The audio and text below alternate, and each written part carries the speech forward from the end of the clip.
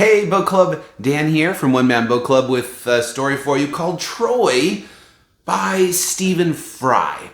Now, here's what I expected with Troy. I expected I was going to get a dramatized retelling of the fall of Troy that would be interesting, exciting, maybe even a little bit funny. I mean, Stephen Fry, the author, is a comedian and he's an actor and he's an author. And he's the voice of Harry Potter in the UK books, which actually literally means nothing, but also means everything, right? So Troy should be a slam dunk.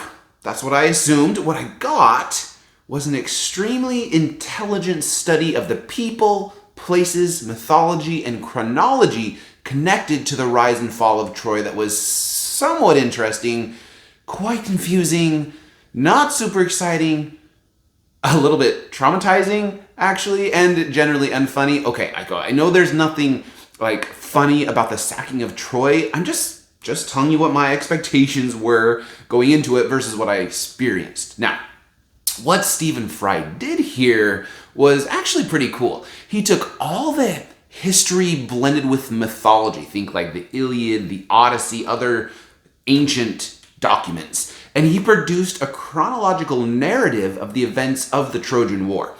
All, and literally all, I'm like so many, all of the players are included. Helen, Paris, Achilles, Odysseus, Agamemnon, all of them. Hector, the gods too, woven into the narrative with as much attention as the history.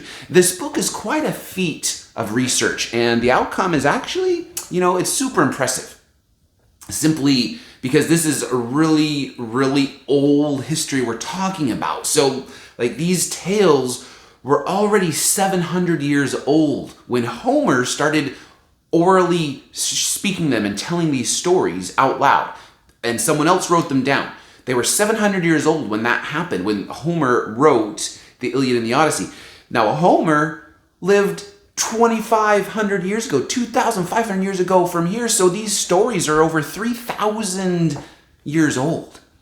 And the mythology is so tied to the historical record that it's really impossible to sort fact from fiction. But Stephen Fry tried.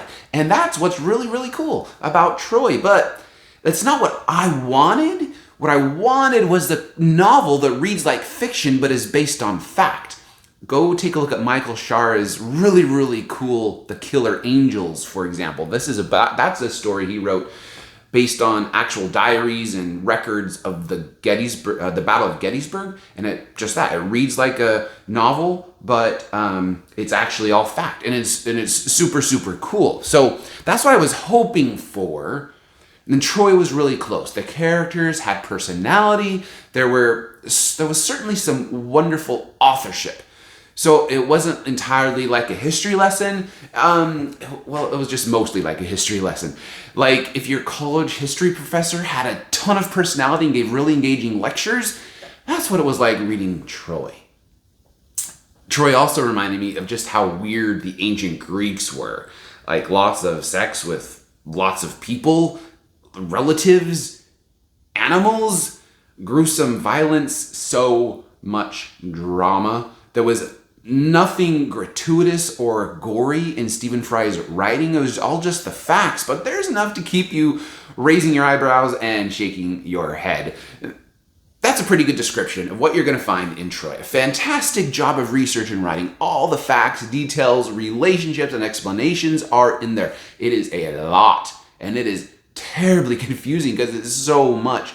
But Stephen Fry has done the best job I've ever experienced in making these freaky Greek weirdos come to life. Now, if someone would just please write me a factually accurate, fully dramatized novel about the sacking of Troy, beginning with the secret birth of Paris and ending with the Trojan horse, I would be very grateful. Seriously, just go do it. It would be amazing.